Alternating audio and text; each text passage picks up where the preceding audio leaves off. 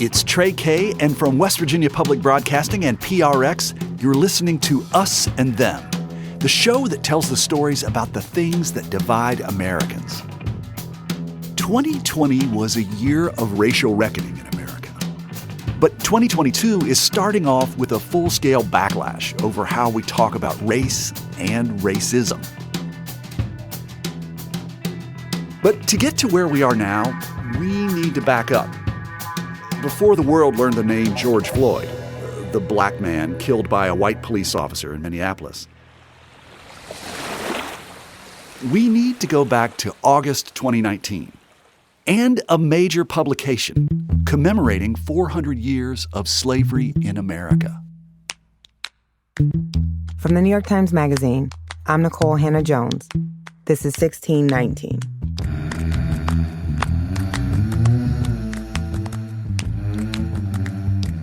Journalist Nicole Hannah-Jones developed the project, which was turned into a podcast and later a book. Among the goals for the 1619 Project was to reframe the origin story of America, to document how instrumental the institution of slavery was in the creation of the United States. The project suggests the country did not begin with the signing of the Declaration of Independence in 1776. Instead, it dates the origin of America to when the first ship of enslaved people from Africa arrived in the English colony of Virginia in 1619. One of the things we hear all the time is, well, that was in the past. Why do you have to keep talking about the past? Well, one, I think the past is clearly instructive for how we are right now. This is journalist Nicole Hannah-Jones talking about the 1619 Project on the PBS NewsHour. We are this country built on individual rights. We are the country where if you are coming from a place where you are not free, you can come to our shores and you can get freedom. Well, then you have Black people. And every time you look at Black Americans, you have to be reminded that there was 1/5 of our population who had no rights, no liberties, no freedom whatsoever. We are the constant reminder of really the lie at our origins, that while Thomas Jefferson was writing the Declaration of Independence, his enslaved brother-in-law was there to serve him and make sure that he's comfortable. The scope of the 1619 Project was so broad, it immediately became controversial. To some, the ideas seemed fresh and provocative. Nicole Hannah-Jones's personal essay for the 1619 Project won the Pulitzer Prize for commentary. Then, in 2020, a white police officer killed George Floyd in Minneapolis. Protests broke out around the nation and the world. As the weeks passed, tens of millions of people, many of whom were white, took to the streets. At the core of this movement, the belief that Black lives matter. People chanted, "The whole world is watching," as protests escalated. The National Guard was deployed in Minnesota and in states across the country, from California to Texas to Virginia. The show of force was an effort to bring order to the spontaneous uprisings. There was a new chapter being written in the country's racial history. Some climbed monuments to Confederate leaders and brought them to the ground. A tense standoff with police as protesters tried to tear down a statue of former President Andrew Jackson. It's a racist Confederate statue. Okay, it should be knocked down and put in a museum. People were hungry for context. They wanted to know more about the role race plays in American society. Books about anti-racism and white privilege were flying off the shelves. Some educators looked to these works and materials like the 1619 Project to make the events a teachable moment for students. But plenty of people didn't like what they were seeing in their hometowns, on television, or on social media. Their concern was that talking about America's racial legacy polarizes the nation even more. The protests over George Floyd's murder and even the 1619 Project quickly turned into fodder for the 2020 election. We must clear away the twisted web of lies in our schools and classrooms and teach our children the magnificent truth about our country. We want our sons and daughters to know that they are the citizens of the most exceptional nation in the history of the world. As schools, students, and families prepared for distance learning in the fall of 2020, then-President Donald Trump announced a series of executive orders. He made a speech at the National Archives in Washington, D.C., where the Declaration of Independence and the U.S. Constitution are stored.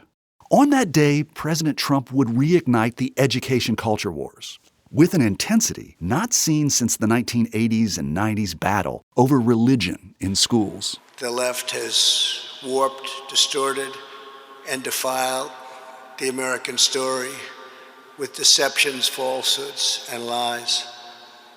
There is no better example than the New York Times totally discredited 1619 Project. This project rewrites American history to teach our children that we were founded on the principle of oppression, not freedom. Nothing could be further from the truth. America's founding set in motion the unstoppable chain of events that abolished slavery, secured civil rights, defeated communism and fascism, and built the most fair, equal, and prosperous nation in human history.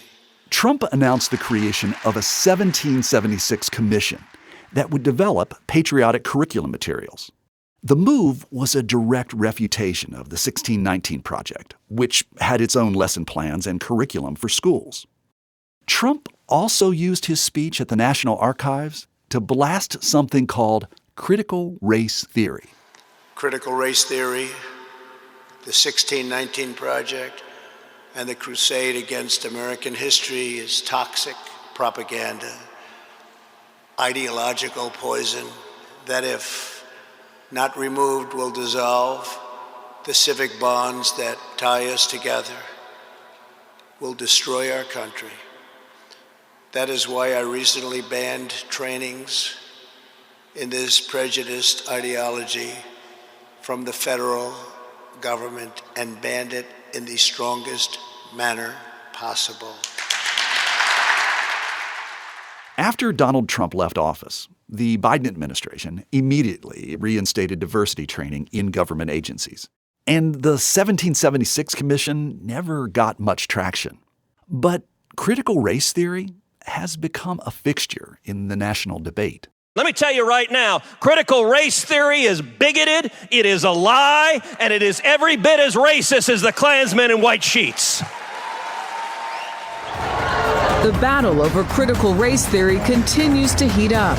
Putting critical race theory into our classrooms is taking our nation in the wrong direction. My message to the Board of Ed, stop indoctrinating our children. More than 20 states have introduced legislation that would limit teaching critical race theory. Tennessee. Now, critical race theory, I must say, to begin with, I hadn't heard the term probably a year ago. Now I hear it every day. I think Americans are just starting to hear it. And I think no one knows exactly what it is. They know it has something to do with race, and it's some kind of a theory. Right? All right, next. Hi. I'm so mad I'm literally shaking right now. Forget COVID. The real threat is critical race theory being taught in our schools. My question is, what is it? And why am I mad about it? Okay, you get the picture. Everybody talks about it, but doesn't really say what it is. Critical race theory, often referred to as CRT for short, has been taught in law schools since the 1980s. It's an academic approach that suggests that racial bias is inherent in U.S. laws and institutions. CRT is not part of public school curriculum. However, it has become a catch-all term to encompass any teaching of racial history, disparities, power, privilege, and bias in American institutions. Critics of CRT say it sees Americans as irredeemably racist. So it's interesting. I mean, that's a very interesting idea. Jelani Cobb is a Columbia University journalism professor, author, and staff writer for The New Yorker magazine. He's also a friend. We've known each other for several years. Cobb recently wrote a profile of Derek Bell. He's the civil rights lawyer considered to be the originator of the school of thought that would become critical race theory. Derek Bell did in fact believe that racism was a permanent part of American society. And if we don't want to use the word irredeemably, what we can say is that we have never had a moment where race was not a significant factor in the outcomes of people's lives. And so the question remains to be seen whether or not Professor Bell was correct. But what we know is from inception to present, we have always been abided by the heavy hand of race in our society. On the other part of it, the idea that there's institutional racism in this country is really not much in dispute, not at least from the data perspective. Every institution we have yields some sort of racially disparate outcome. We see that in education. We see that in criminal justice. We see that in healthcare. We see that in housing. We see that in employment. We see that in overall life outcome statistics like mortality data. And at some point, the cumulative tendency of these institutions to produce racially disparate outcomes can't be euphemized away. And we have to address the question of institutional racism. Now, that explanation took all of that time. On the other side of this, people can simply say, these people are cynics and they're saying that there's institutional racism, there's no such thing, and move on. And so that's why I think this has been such a contentious and such a confusing public conversation.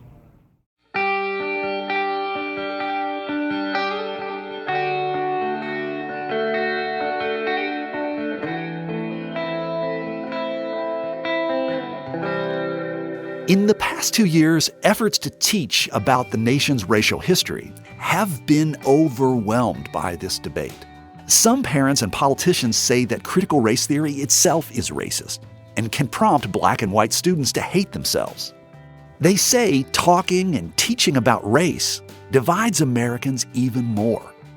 That definition of CRT has gained traction in conservative politics, and it has spawned legislative efforts to restrict the way we teach race and history in our schools.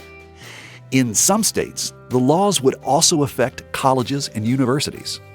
So far, legislators in 41 states have introduced bills to ban teaching divisive concepts about race. These would be concepts like anti-racism and white privilege. Remember former President Donald J. Trump's executive order banning diversity training in government agencies?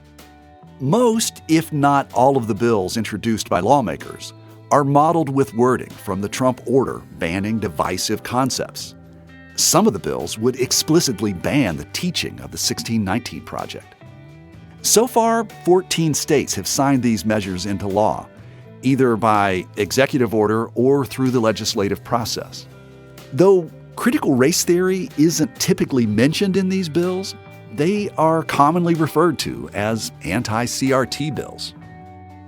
Early adopters of these laws include Idaho, Arizona, Oklahoma, Texas, Iowa, North Dakota, and Tennessee. I was given dismissal papers on May the 5th, 2021.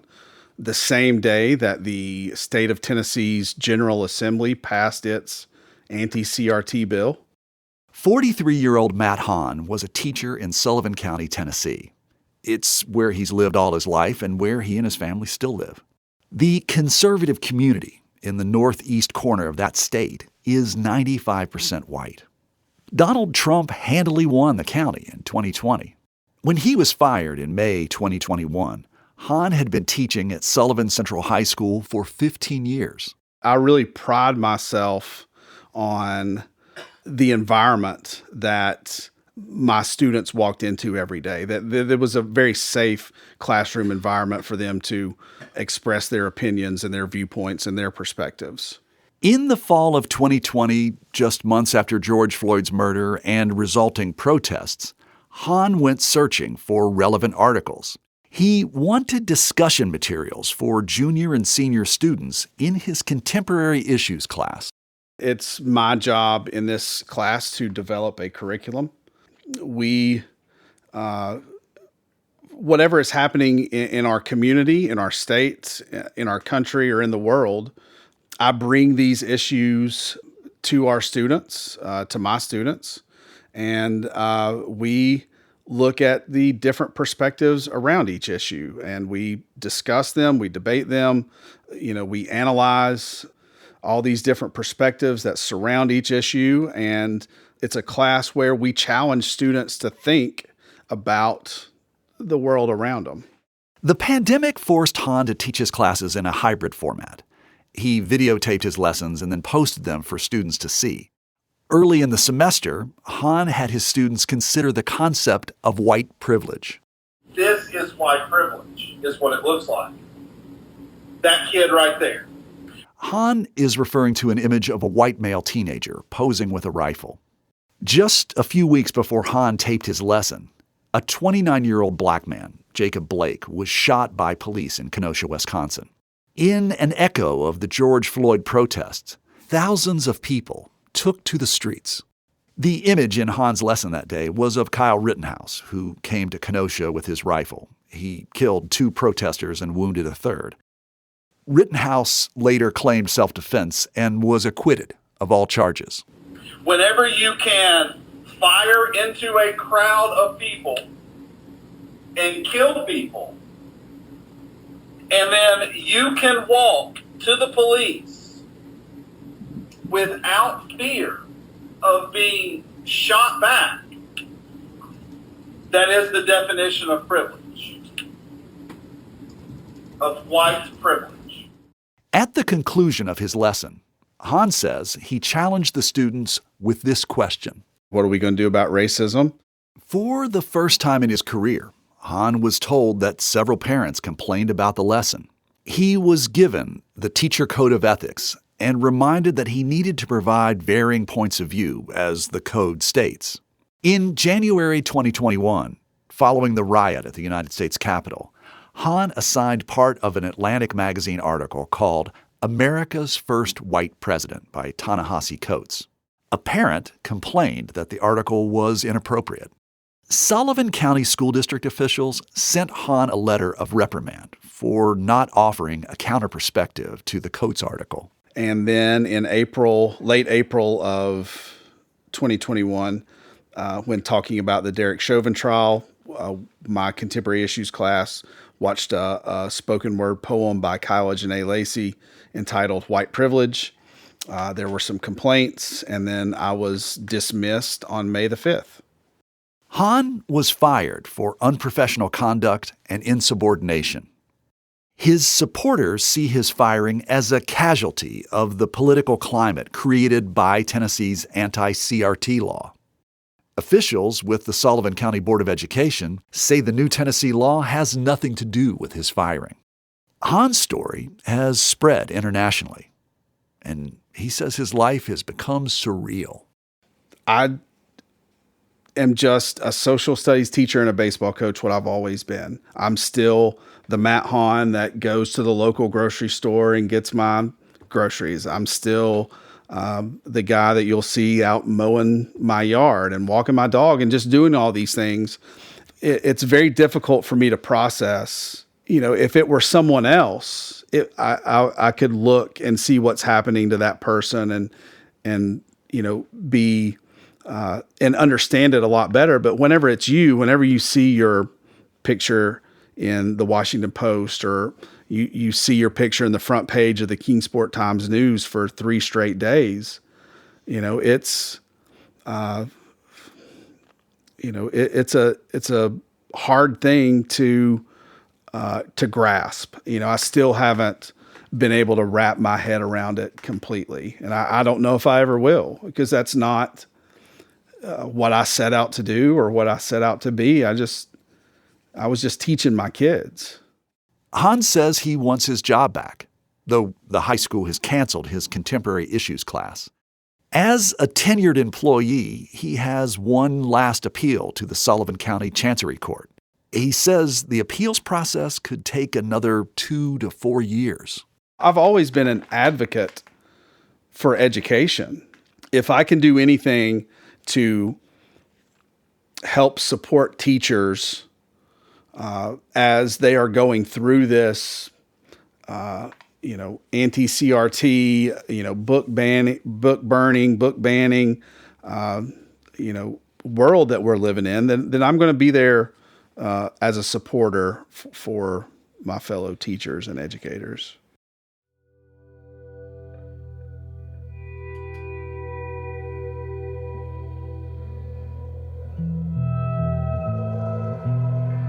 Dozens of bills just like Tennessee's are still in play across the country. As teachers watch this culture war unfold and read stories like Matt Hahn's, some wonder what they can talk about and what they can't. Some reportedly say they will not change the way they teach, seeing their work as an act of civil disobedience. Others will avoid talking about racism or racial history. Though many bills have made it into law, not all have been successful. In West Virginia, despite a Republican supermajority, the anti-CRT bill, called the Anti-Racism Act of 2022, failed to pass because lawmakers missed a midnight deadline on the last day of the legislative session. Like most of the CRT bills around the country, West Virginia's followed President Trump's executive order and would have prohibited the teaching of divisive concepts. Typical language in these bills prohibit teaching that one race, ethnic group, or biological sex is inherently, morally, or intellectually superior to another race, ethnic group, or biological sex. Schools may not teach that people are responsible for past actions of others. And schools must not teach that a person should feel discomfort, guilt, anguish, or other forms of psychological distress because of their race, ethnicity, or biological sex. Most of these bills create a process for community members to complain if they suspect a teacher is including any divisive concepts in their lessons. On a recent West Virginia call-in show, Talkline, host Hoppy Kercheval interviewed one of the proponents of the Divisive Concepts Bill. Republican delegate Chris Pritt was asked what all this means on a practical level for teachers trying to teach American history. Well, somebody is still going to be able to teach about history. They're going to be able to teach about historical facts. So, for example, it's a historical fact that, not to get too partisan here, that the Democrat politicians were largely the ones running the show when it comes to Jim Crow. That's a historical fact. Now, at the same time, one of the things that can't be taught is that any particular group based on race, sex, ethnicity, or religion, and so forth, can't be blamed. In other words, we're not going to be teaching our children that they should be blamed for things over which they had no control whatsoever. We can teach historical facts, but we can't teach that somebody based on their race is blamed for what their ancestors might have done. But when it comes to historical facts, what should be taught in school?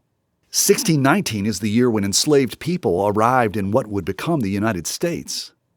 1776 is the year the country declared its independence from Britain. Both are facts. How should they be taught? I'm Jonathan Zimmerman. I'm a historian. I teach at the University of Pennsylvania.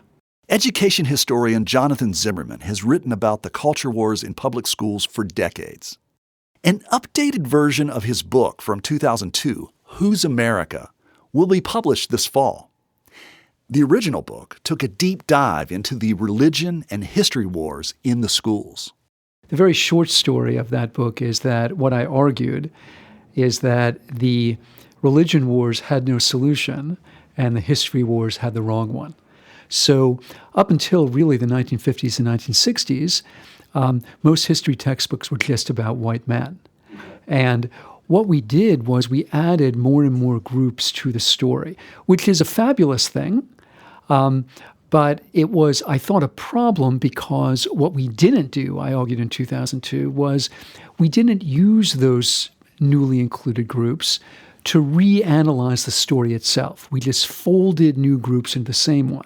That's why the textbooks became 800 pages long, but the title was the same, Rise of the American Nation, Quest for Liberty. And what we didn't do was use the new groups to reanalyze the story. So it did create a compromise. It created a kind of solvent.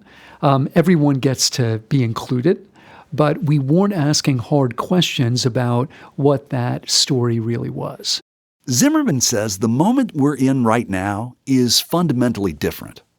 In the past, everyone's experience was folded into what Zimmerman calls the progressive narrative of American history. The progressive narrative says, okay, bad stuff happened, we recognize it, now let's move beyond it. I think that's a very different kind of narrative than these kinds of bigotries and brutalities are baked into our institutions. Our institutions have not existed to promote freedom or to promote liberty. They have promoted and continue to promote oppression. Our criminal justice systems, our education systems, even our transportation systems. And again, what I'm doing here is characterizing a certain point of view that I think you can see in something like the 1619 Project. And I do believe that represents something different. Zimmerman says the so-called anti-CRT legislative efforts are abhorrent. But he does understand that it's a challenge for some people to accept anything other than the typical heroic narrative of the United States.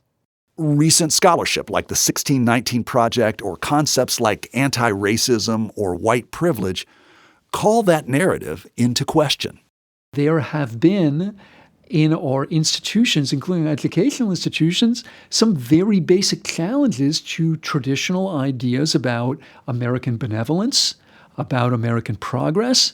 So just to be clear, I'm deeply opposed to these laws, but I do think that the people supporting the laws are correct in their perception that these challenges to our traditional ways of seeing America have come to the fore. I think their solution to that challenge is precisely the wrong one, but their perception about the challenge itself is correct. Zimmerman says it makes perfect sense that the culture war over racial history is being waged in the schools. Schools are absolutely integral to our ideas about ourselves and to our larger politics, because schools are the only public institution that we have that are charged with creating citizens. And they're the place where we as Americans decide who we want to be. They're our public arena for national self-definition. That's what schools are. And that's why they become such lightning rods for controversy, because we're all invested in the nation in different ways. We're at an incredibly dangerous juncture precisely because we're shouting past each other without listening to each other. I do think that there is a consensus in this country that that isn't working. I think there's enormous and bipartisan dissatisfaction about our politics and about its ugly tone. And I think that if you believe in democracy, you have to believe in the chance for something better. You have to believe that human beings can come together and see their way out of this. I have to believe that. I don't have a choice but to believe that.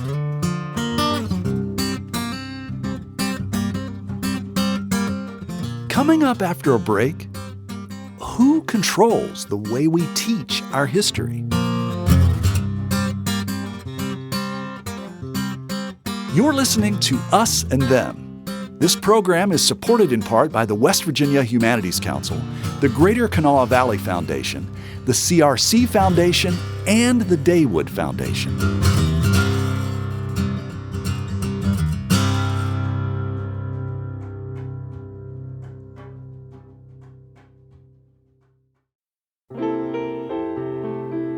Music lifts us up and brings us together, even when we can't get together in person.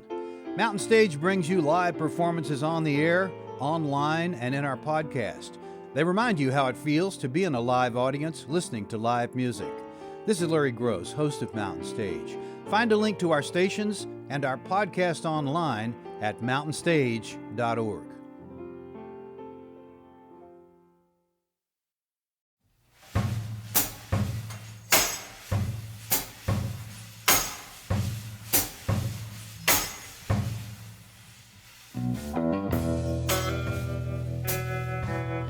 Hey, it's Trey, and this is Us and Them from West Virginia Public Broadcasting and PRX.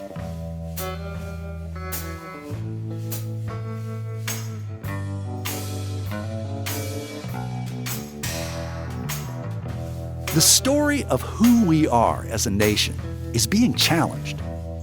Examining America's racial history is not easy and not welcomed by everyone. Parents are not shying away from the debate. They're energized, showing up at school board meetings to speak against curriculum they say can hurt their children. And they're voting for candidates who support a parental rights agenda.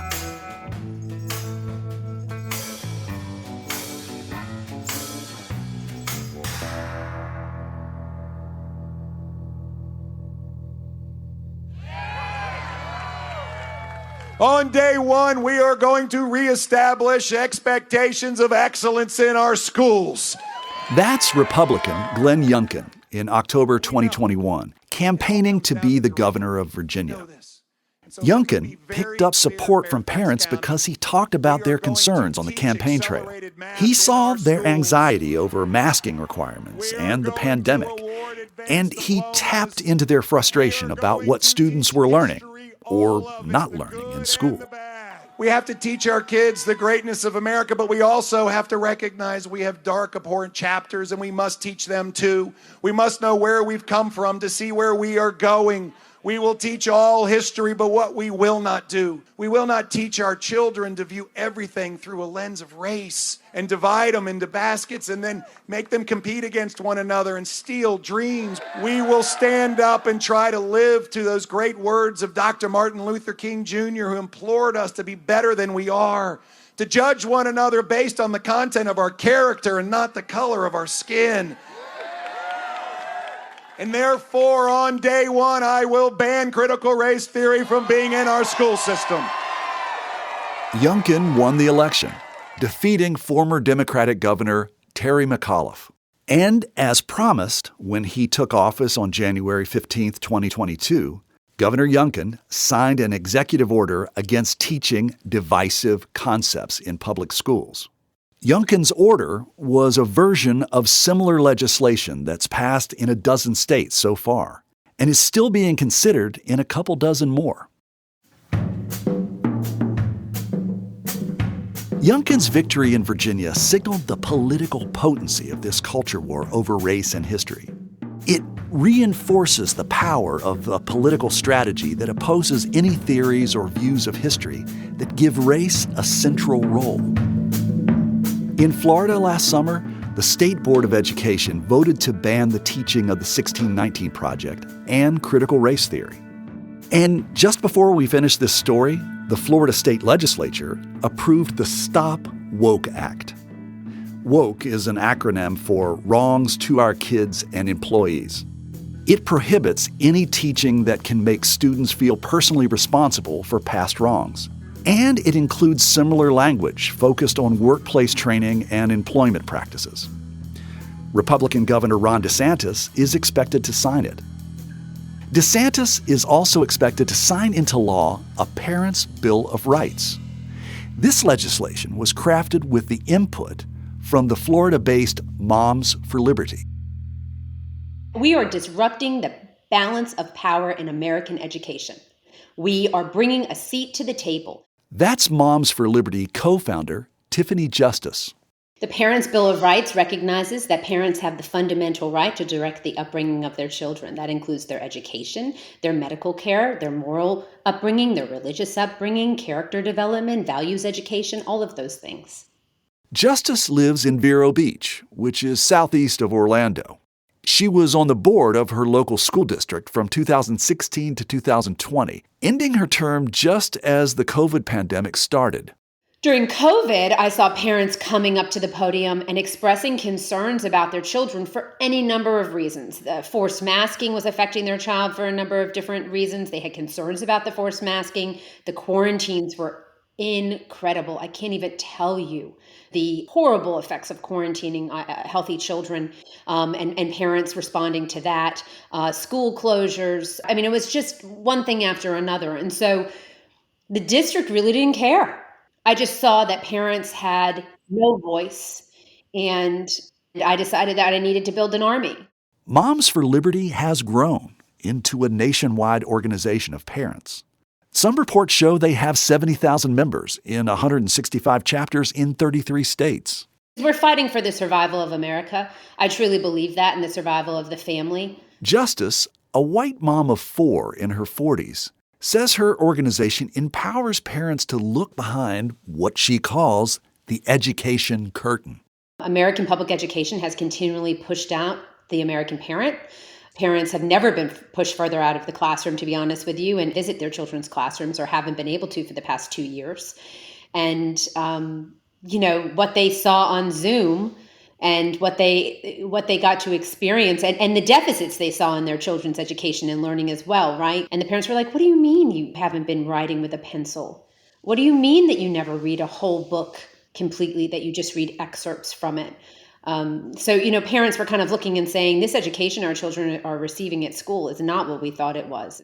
So what is the overarching goal for Moms for Liberty? I think we see that America's children are in the middle of a very serious and alarming mental health crisis. And we're very concerned about that. And when we look at the way that the school is behaving in the life of the child, it's a very dark and toxic setting for them oftentimes, with material in it, this idea of we're just going to teach everything and nothing's off topic, and that there's some social crusade by schools to go further than teaching the child how to read, but to actually create them as social activists. And one of the things that I went on Dr. Phil and I debated on CRT, and one of the things I said was, before you turn our children into social justice warriors, can you just teach them to read? What we're seeing, and what American parents and Moms for Liberty parents are seeing, is the fact that schools have gotten off their mission. They're not teaching our children the basics. They're not giving them the room to unfold their full potential. What used to be part of the serving on their plate of education, DEI, diversity, equity, inclusion, whatever you want to call it, SEL, alphabet soup, whatever it is. It used to be a part of their education, I guess, and now it's the whole plate.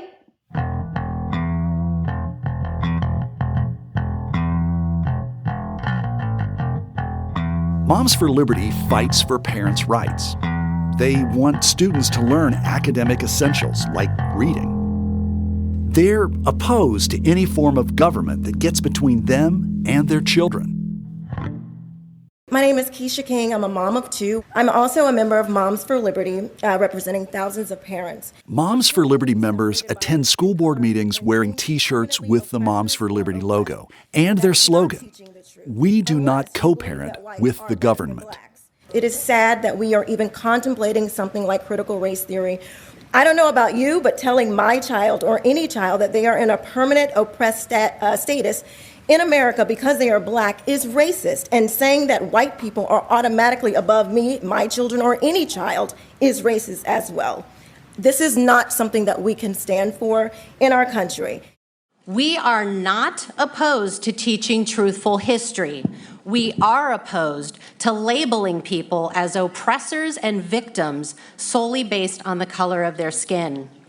Parents, beware of terms like social justice, diversity, equity, inclusion.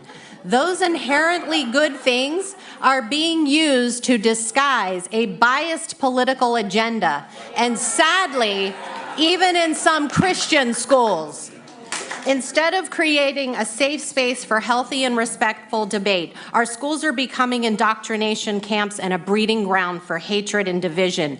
Just look what it's doing to teachers and parents. Does this look like love and unity?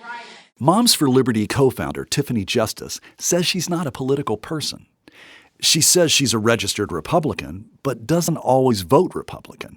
She says Moms for Liberty does not ask its members about their political affiliation. We have all kinds of members, but the media would very much like you to think that we're some white nationalist supremacist organization. It's laughable to me. It is ridiculous, and it is really a disservice to parents across America, to be honest with you. American parents' voices need to be heard in the future of the public education, and we will not stop until that happens. So they can marginalize us and call us names. I think it's an effort to try to take away some of our power and our ability to recruit moms to become a part of this movement, but I will not be deterred. Justice says concepts that would impose a racial filter on the nation's history have no place in the public schools. Children deserve to have a bright future, and America is an exceptional country. And for them to be sent into school and taught that America is broken and that they have no hope, and that if they're Black, they're a victim, and if they're white, they're the oppressor, and they're keeping that other child down or taking something away from them in some way just by the very mere existence of themselves is wrong. And parents know it. Justice says that while critical race theory is not literally taught to elementary school students, she believes it seeps in through curriculum focused on social and emotional learning. I asked her about the so-called anti-CRT bills in Florida and around the country. Well, I mean, if critical race theory isn't being taught in America's public school classrooms, then what's the big deal about having laws that prohibit it from being taught? It's not being taught, I thought. I thought it wasn't something that we were teaching. Except I'm hearing that we are teaching it. I'm hearing lessons about white privilege. I'm seeing them. I talk to moms every day. I mean, I can send you copious amounts of articles and information and lesson plans and teacher testimonies where they're being taught to teach the children through this lens of oppressor and oppressed, of dividing the children based on race and then having them think about things based on, you're a Black person, what do you think about this? You're a white person, what do you think about this? Why are we teaching our children that their race informs everything that they do in their lives? I'm a white person. I don't practice my race. Yeah, but you have lived an experience of race. And I have a friend who's a white person who was beaten every day of her life growing up and deals with that as an adult. Is she privileged? Is that privilege? I mean, everyone has their own experience in life, and your race in America, at this point in America, how much of a determinant should that be on your future? And it shouldn't. I thought we're raising our children to grow up in a country where it doesn't matter what race you are, that you're capable of anything. That's the beauty of America. It's what makes us so incredibly special. And the idea that any child in any American classroom is being taught that because they have one type of skin color, that they are somehow put into some box is frightening to me, because the most amazing people were individuals who didn't participate in groupthink, that were leaders, that thought about things in a new and innovative way. And if we are constantly telling children that they have to think a certain way because of the color of their skin, we will never truly unfold the full potential of every child.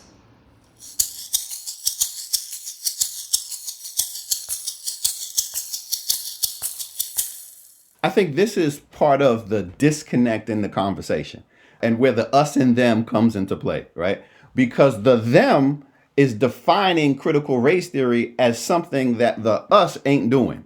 Hassan Kwame Jeffries is an associate professor of history at The Ohio State University. He teaches, researches, and writes about the African American experience. So, you have too many people in this, when they started talking about critical race theory, they're saying, oh, this is teaching students that white people are inherently evil, that they're an oppressive group, and it's teaching Black kids that they can't overcome inequality because of these obstacles in front of them. That's not critical race theory. And two, nobody's teaching that. When we think about what is critical race theory, right? I mean, that's that legal framework that is being taught in law schools. Okay, that's one thing that we have to be clear about.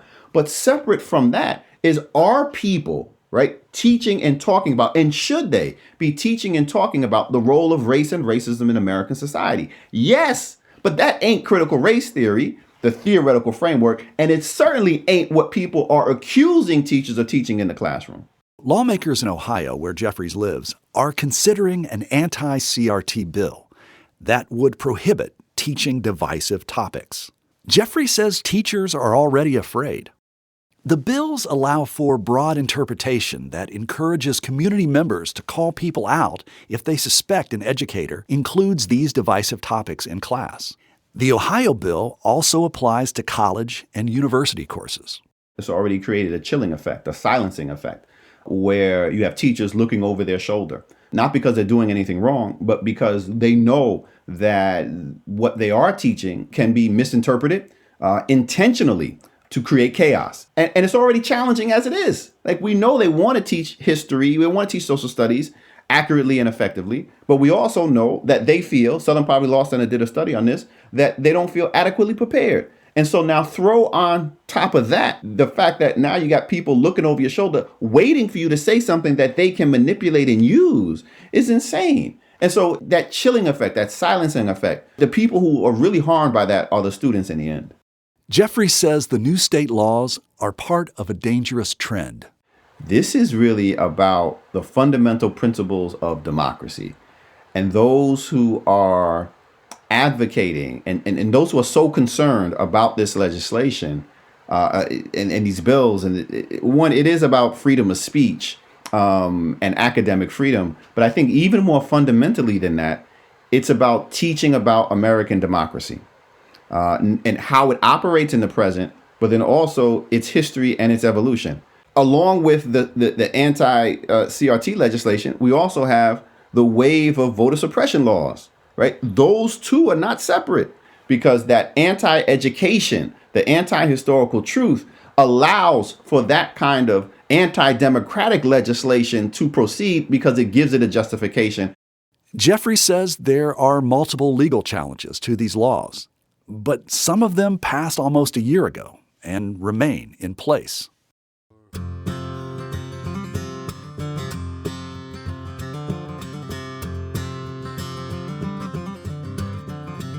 Earlier in the show, we talked about the election of Republican Glenn Youngkin in Virginia. He rode a successful wave into the governor's office by backing parental rights. Hassan Kwame Jeffries says he sees the legislative, political, and parental rights push against critical race theory as a strategy to galvanize conservative voters for this year's midterm elections. It's clear that the Republican Party, the GOP, is planting its flag there because they know that it resonates. This idea of white victimization, that somehow their children are being turned against them. So it's going to be used. It's going to be deployed. That has the why now, and why this particular framework now has everything to do with this notion that racism is the most powerful political organizing tool that America's ever created, and it will get support, right? So that's the timing of it right now. Jeffrey says the impact of this culture war on Democratic candidates will depend on how they respond. But the Ohio State University historian says one thing is becoming more clear. Critical race theory has already been redefined. For Democrats, they need to just forget about trying to defend the actual terminology, because they've already lost that. Like, they literally have lost that ground already. That debate has been won by the right. They've taken it, they've redefined it, they've reimagined the term itself. What is critical race theory? It's racism, it's anti-white, period. That's it, end of discussion. You are not winning anybody back, a Democrat at this moment, for anybody who believes that that is what it is. So you're better off not even talking about the term strategically and talking about what it is you actually want to happen in the classroom. Honest conversations about government, honest conversations about race, honest conversations about racism, based and rooted in fact and historical experience.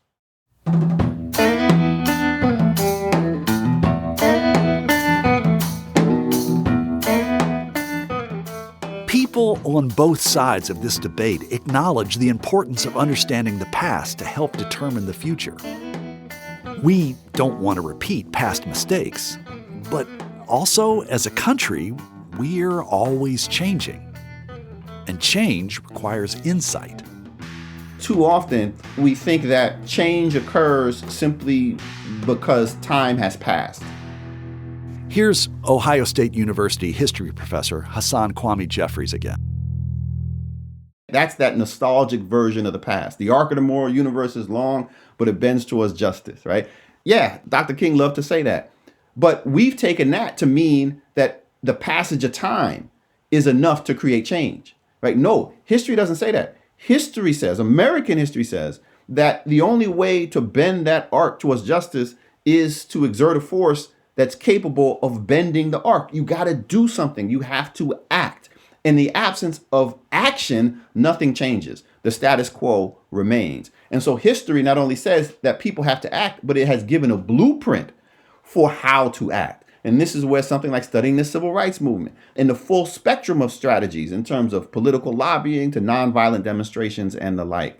And so that's the positive side. We have examples of how to create the better society that we want, how to move the nation towards a more perfect union. And you can't get there unless you understand that we were not always there in the first place.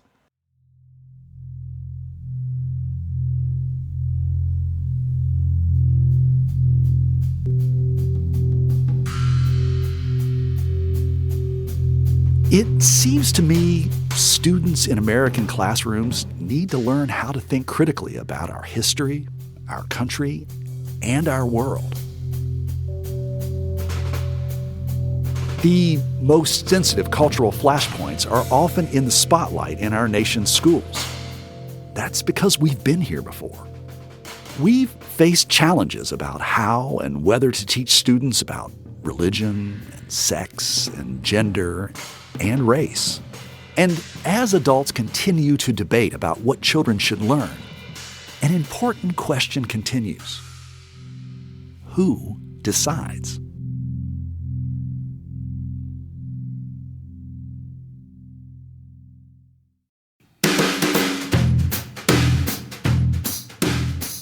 You've been listening to Us and Them. Our team for this episode is me, Trey Kay, Marisa Helms, and Kate Smith. Special thanks to Idea Stream Public Media, Linda Wertheimer, Gloria and Ken Oster, Eliza and Mike Aulick, Isabella Draginski, Raquel, Trez, and Render McLeod, Meredith Daler, principal of Wheeling Park High School. Michael Lipton and Tristam Lozow wrote and performed the Us and Them show music. Mark Lerner designed our logo. The marvelous people at PRX and West Virginia Public Broadcasting make Us and Them possible. So do grants from the Corporation for Public Broadcasting, the West Virginia Humanities Council, the Greater Kanawha Valley Foundation, the CRC Foundation, and the Daywood Foundation. Us and Them was originally developed with assistance from the Mentorship Program at AIR, the Association of Independents in Radio. We'll see you next time on Us and Them. Support for this podcast comes from the Corporation for Public Broadcasting.